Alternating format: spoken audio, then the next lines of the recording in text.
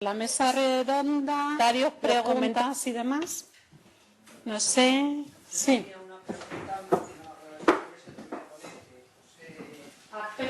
Pepe Hierro.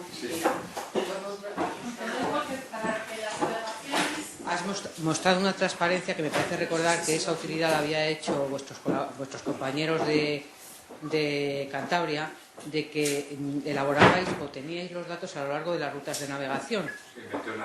Sí, entonces, ¿eso es posible suministrarlo a un usuario? ¿Esos datos? Sí, yo creo que está de libre disposición a través de la página web. Sí. ¿Está libre? Bueno, es que esa es otra pregunta en general a los de AEMET. Yo he sido, ahora ya no lo soy tanto, muy usuaria de los datos vuestros. Pero llegó un momento en donde la base de datos histórica pues se dejó de poder acceder a ella. Entonces, no sé si eso es problema mío o es problema general. La base de datos históricos. Los datos históricos, si tú no los solicitas, nosotros te los proporcionamos. Antes sí que podías acceder tú directamente. Estuvo una temporada, estuvo un servidor de datos FTP, pero estaba en contra de nuestra resolución de precios públicos y entonces hubo que cerrarlo.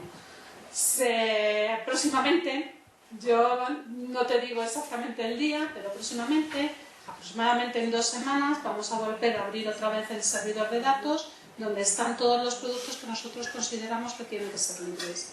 Y entonces ahí te los podrás descargar libremente. Claro, pero generalmente vosotros pondréis, entiendo, eso como las estadísticas elaboradas que vosotros hacéis. Y normalmente una persona, yo concretamente lo que quiero es el dato original. El dato bruto. Dato bruto o por lo menos el dato en lo que se dice el estadístico en corto plazo, es decir, un parámetro representativo, por ejemplo, la altura significativa. Pero nosotros, por ejemplo, de altura significativa de olas, yo creo que no tenemos ninguno. No, tendríais que, es verdad, porque eso nunca lo habéis tenido y teníais que pedir la predicción de no sé qué y sacarlo de un modelo. Sí, pero, por ejemplo, en los datos de viento que tenéis, antes sí que te los podías bajar. Bueno, los datos de viento ahora, si tú los quieres en tiempo real, te los puedes bajar. No, yo en tiempo real no, yo quiero los históricos. Los históricos, entonces, bueno, pues espérate, si tú te los quieres descargar, 2 semanas aproximadamente y los tendrás libres. Es que no soy yo capaz de decir el día. No, ya vale, no, pero que sí que se pueden solicitar, ¿no? Por lo menos. La semana que viene, a lo mejor la semana que viene, no lo tenemos. No, pero que en caso de necesitarlo sí lo puedes solicitar. Lo puedes solicitar de cualquier estación. De las unidades de usuarios y se te proporcionan los datos. No hay ningún problema. Vale, pues nada más. Nada. ¿Alguna?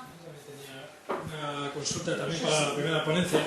Y es con respecto a esa última parte que hablaba de certificación de condiciones oceanográficas, ¿no? Entonces, son dos. La primera, cómo se accede a ese servicio, y la segunda, hasta qué profundidad.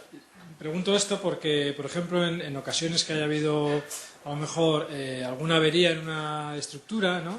Portuaria o costera, puede ser es muy interesante disponer de un valor de referencia de altura significante, pues, para calcular o para establecer los posibles motivos de las averías, ¿no? Entonces, sí que es verdad que Puertos del Estado dispone de base de datos histórica, pero a lo mejor no es algo certificado oficialmente, a lo que agarrarte de ¿no?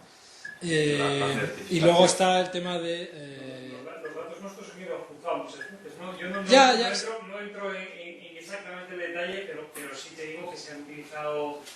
Hombre, el detalle, si quieres te lo comento, el detalle es... Yo creo que los datos de Puertos del Estado Sí, claro, sí lo sé, pero bueno, a ver, el detalle es que el año pasado hubo una avería en La Palma, en Canarias, ¿no?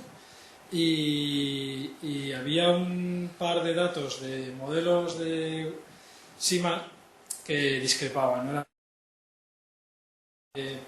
Pues establecían alturas significantes bastante diferentes para lo que era dada su proximidad al mismo momento, ¿no?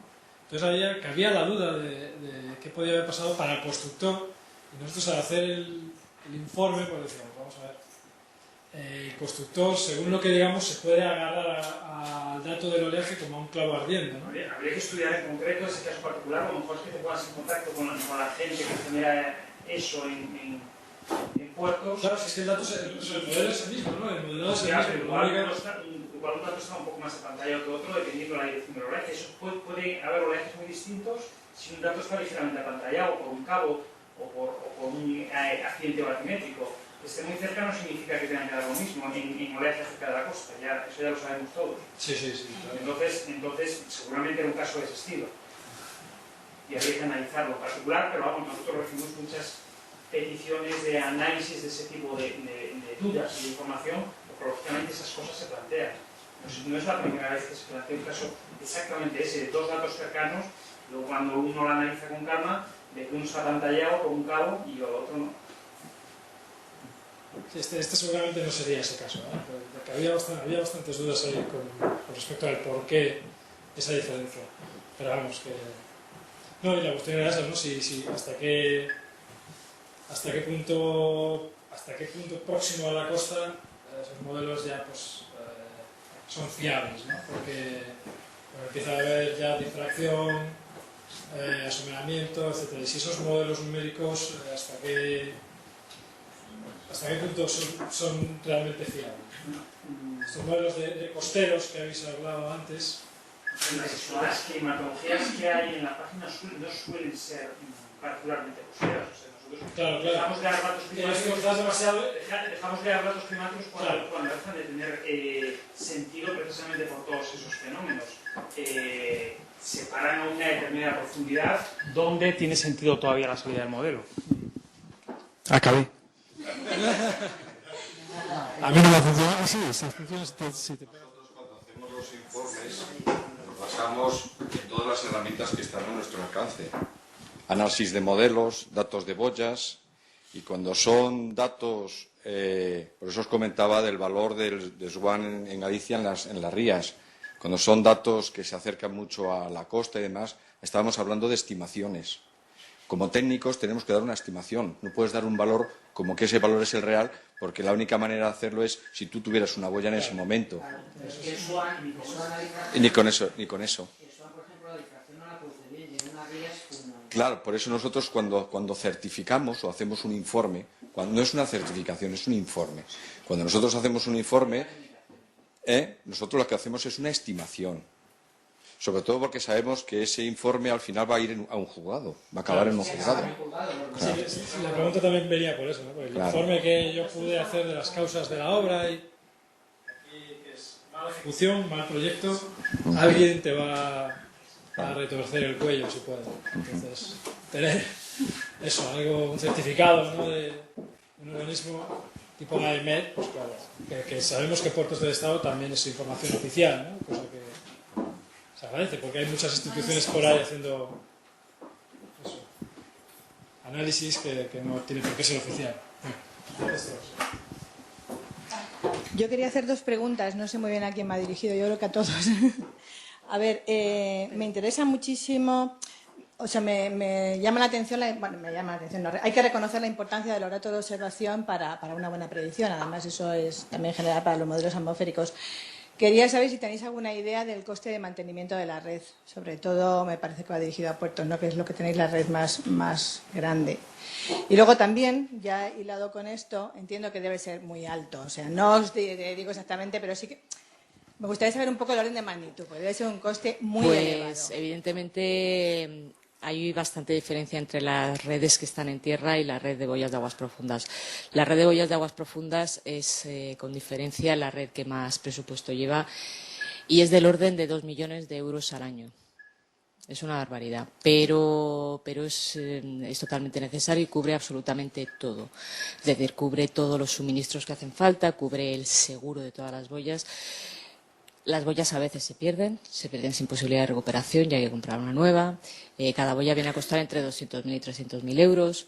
Todos los destrozos que se producen en las derivas, todos los accidentes, por supuesto todo el mantenimiento. En el mantenimiento prácticamente lo más caro es el barco, el tiempo de barco que hace falta, porque además es que al ser una red nacional tenemos que ir desde Bilbao, pasando por Galicia hasta las Islas Canarias, volver a Cádiz, recorrer el estrecho, subir hasta Baleares y Barcelona. Y eso lo tiene que hacer el personal encargado de la empresa de mantenimiento. Esa es la red de boyas de aguas profundas. Y luego además pues tenemos las otras redes, que son un orden de magnitud menor, pero también cuestan un dinero. Impresionante. Entonces, unido a esto, quería saber si estáis utilizando datos de satélite. O sea, en la parte atmosférica, los modelos atmosféricos mejoraron considerablemente en el momento que se introducen los datos de satélite en los modelos. Entonces, quería saber, o sea, me ha sorprendido que no estáis hablando de datos de satélite aquí, si es que no estáis trabajando en esa línea, si están ingestando datos de satélite, si realmente tenéis necesidades. Pues bueno, sabéis que España es... AEMET es el representante de España en UMESAT, entonces yo creo que también este foro puede servir para recopilar necesidades en ese sentido que podemos trasladar al organismo de satélites europeos. Incluso hay una conferencia en la que se ponen de acuerdo todos los operadores de satélite a nivel mundial. Entonces, que sepáis que tenemos un canal de transmisión donde podemos manifestar nuestras necesidades. Yo creo que también sería una línea que no sé si estáis trabajando en ella, y esa es la pregunta. Bueno, los datos de satélite, no sé si se oye, sí, ¿no? Son fundamentales para nosotros en todo el modelado que hacemos, pero sobre todo y particularmente en el modelado de circulación. El modelado de circulación, como dije, hay muy pocos datos en aguas abiertas y una de las poquitas fuentes de datos que nosotros asimilamos en los modelos son los datos de altímetro. Entonces, para nosotros el altímetro es totalmente fundamental para mejorar los sistemas de predicción. En oleaje, pues los estamos utilizando ahora para temas de validación. Es cierto que no los estamos utilizando para temas de asimilación, que quizá sería deseable empezar a utilizarlo. Tuvimos un proyecto en el cual también participé, lo hicimos en colaboración con AEMET, en el cual asimilamos datos y mostramos, bueno, pues el impacto que eso podía tener, que tampoco era tantísimo, pero sí había cierto impacto, pero eso no pasó de la fase de I+D. No lo llegamos nunca, por lo de siempre. Un proyecto, 3 años, la persona luego se marcha y no ha habido posibilidad de convertir ese desarrollo en algo operativo. Pero sí son fundamentales totalmente para los modelos de circulación y en oleaje son importantes para validación. Todo lo que estamos haciendo en Copernicus, con AEMET y con Meteo France del nuevo modelo, estamos utilizando los datos de satélite para validar el nuevo modelo. Los datos de satélite se usan incluso en el análisis de centro europeo, también igual. Lo que pasa que el hecho de que haya satélite no implica que vayas a quitar boyas. O sea, que da igual. O sea, vas a tener que usar satélite y además las boyas. Iba la pregunta, pero el satélite no quita el dato convencional. Quería también un poco, desde el punto de vista económico, la razón por la cual Puertos del Estado procede a esa inversión anual, que evidentemente es una inversión muy fuerte, es porque, bueno, por un lugar, por la seguridad, porque es una necesidad para la seguridad de los puertos, pero por otro lado, porque también es un ahorro económico importantísimo para el sistema portuario, porque con eso María Jesús sabe muchísimo más que yo, con esos datos uno puede calcular bien la altura de diseño de un puerto y solo con lo que se ahorra en uno de los puertos, de los enormes puertos con lo que se ahorra en una de esas grandes infraestructuras, se paga la red durante décadas, por ser capaz de atinar bien con la altura de diseño. O sea que por un lado son una necesidad y por otro lado son un ahorro económico para el país. A ver, que mi pregunta no iba proyectada por ahí. No, otra cosa. Claro. No, y otra cosa, el satélite llega a la superficie del océano, pero no a la profundidad, y para eso están las boyas Argo. O sea, que no es tan fácil tampoco el satélite para el tema de circulación oceánica. Se queda en superficie, sí, pero se queda muy en la superficie, cuidado. Sí. Lo que mide el satélite es elevación de la superficie del mar y la elevación de la superficie Bueno, claro, está relacionada. genera corrientes barotrópicas que van hasta el fondo de la columna de agua. O sea que es lo que tenemos, es bueno y es imprescindible para ese. Fijaos que en el resumen que hice, uno de los hitos que puse fue año 92, lanzamiento del Topex Poseidón, del primer altímetro. Es que ha revolucionado la oceanografía, la altimetría del satélite. Yo lo veo más bien como un campo de mejora y un campo de investigación que puede tener mucho recorrido. Por eso decía que utilicéis el canal que tenemos, que somos representantes en UMESAT, para manifestar necesidades. O sea, la industria está trabajando en la mejora de los sensores satelitales. Y ahora mismo pues mide una serie de parámetros, pero bueno, la idea es que si necesitáis que se midan otros, pues empezar a canalizar esa necesidad para que se desarrolle. Mira. Bioquímica. También Enrique, me parece que fue Marta, expuso también los modelos biogeoquímicos. Ahí también hay una serie de satélites importantes. Y el SMOS también. El SMOS dirigido desde España, que da salinidad, y también estamos utilizándolo de modo más experimental, porque sabéis que el SMOS es un satélite más experimental, pero estamos intentando utilizarlo para contrastar los modelos de circulación con SMOS. Oye, un momento. Mira, soy Antonio Arenas, de la Asociación Profesional de Patrones de Embarcaciones Deportivas, y para nosotros la previsión meteorológica es el 95% del éxito de un viaje, ¿eh? Entonces, debo decir, yo llevo navegando en embarcaciones deportivas más de 30 años y he notado en los últimos 10 o 15 años una mejora importantísima en la predicción meteorológica y, desde luego, en los accesos que hoy se tiene a través del iPhone, la tableta. Es decir, yo debo decir y debo felicitar a la agencia, porque, desde luego, como usuario final he notado una mejora importantísima y en la calidad de la predicción, por un lado. Por otro lado, me da un poco de pena cuando oigo que pasan los partes meteorológicos, y que son en el canal 16 y luego en cada uno de los canales, que el inglés que hablan los locutores es macarrónico.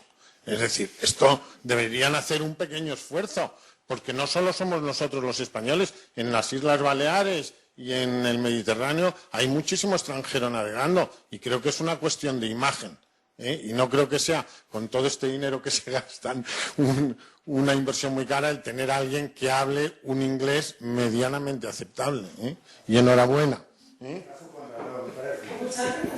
Pero abundando en esto que estaba comentando, llega al punto de que la transmisión ya no lo hace una persona, la transmisión del parte meteorológico lo realiza una máquina, con voz femenina. Entonces, si ya de por sí María nos estaba comentando que es difícil para un navegante, sea pescador o navegante de recreo, mercante, el recibir un parte meteorológico con las interferencias que recibe a nivel de sonido, etcétera, más difícil va a ser interpretar a una máquina hablando.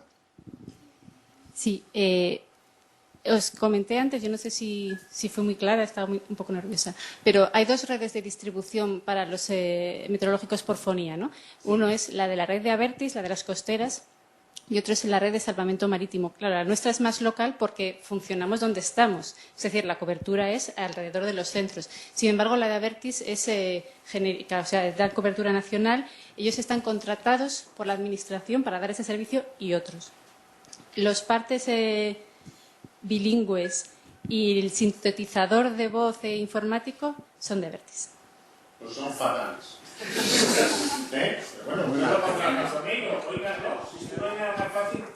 Sí, es verdad que las inflexiones que hace la muchacha informática que habla son raras. Habrá que tenerlo en cuenta. Es uno de los puntos que... Pero claro, yo entiendo que no está tampoco, a lo mejor... ¿Qué podemos hacer? Ustedes, no es la de Abertis. Sí, penamos con esa carga con humor. A mí todo esto que han hablado me parece impresionante e interesantísimo, pero luego llegan al eslabón final de la cadena, que es dar esa información a los usuarios, y ahí está subcontratado y lo hacen en un inglés que es de vergüenza. Yo me lo quedo lo que usted dice para mí, para fomentar entre la gente que participamos del servicio siempre el proceso de mejora y siempre hasta donde lleguemos. Hay un punto en el que no podemos ir más allá. Nosotros ofrecemos un servicio público y el feedback es muy positivo para nosotros porque es muy positivo para el servicio público. Nos lo anotamos y de ahí hasta donde llegamos.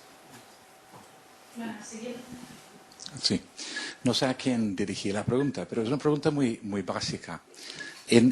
¿Se oye bien?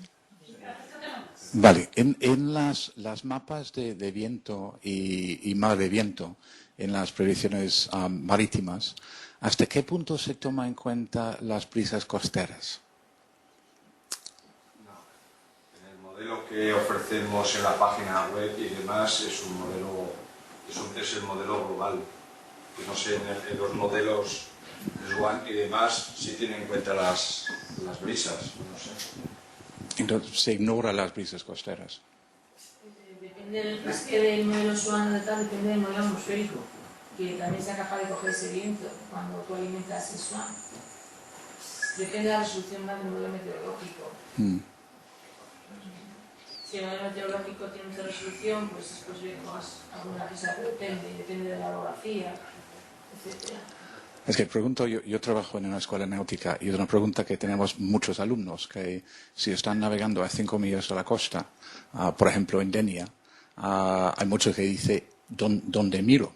¿Miro mejor en la página de la IMET o miro mejor en el WindGuru, por ejemplo? Y hay muchos navegantes que dicen que tienen muchos mejores resultados a 5 millas de la costa en el WindGuru que en el IMET o en puertos del Estado. Que me parece, si es cierto, me parece lamentable. Ajá. O sea, yo creo que me gusta mucho porque es un sistema muy vistoso, fácil de coger. Yo tengo mi duda de que el WindGuru sea mejor. WindGuru hay que reconocer que han hecho una cosa muy bien, que es el último eslabón, cómo difundir la información.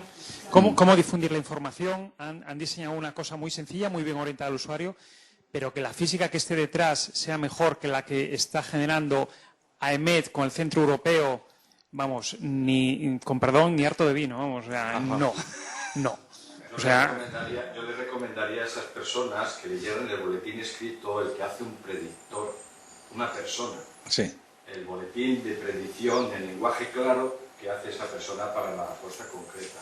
Porque ahí sí está reflejado el régimen de brisas en todo caso. No el mapa del modelo directo, sino el boletín que hace el que interpreta un predictor o una predictora. Vale, muchas gracias. ¿Alguna pregunta más? Desde las delegaciones, ¿hay alguien que quiera hacer una pregunta? No, queda Cantabria, Cataluña y Galicia. Los demás no quedan nadie. Venga, pues yo creo que ya cerramos, ¿no? Porque ya es muy tarde. Brevemente, para cerrar, solamente quiero resaltar un par de cositas.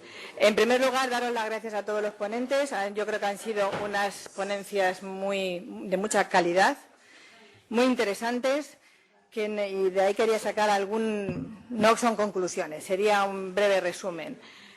Por un lado, destacar la complejidad de la gestión del sistema de seguridad marítima. Es complejo y intervienen muchísimos actores. También destacar que se han presentado dos vertientes. Por un lado, la operativa, que tiene unos requerimientos de información meteorológica muy claros, información corta, de fácil comprensión y puntual.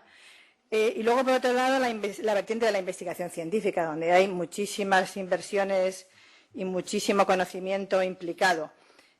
Todo esto lo que tenemos que tratar de mejorar las redes de observación, mejorar los modelos de predicción y todo ello con un gran reto futuro, que es ver el seguimiento del impacto del cambio climático, como nos ha enseñado el subdirector de Costas, y luego también no olvidar la interacción con la atmósfera, con los fenómenos de risadas, muy interesante además.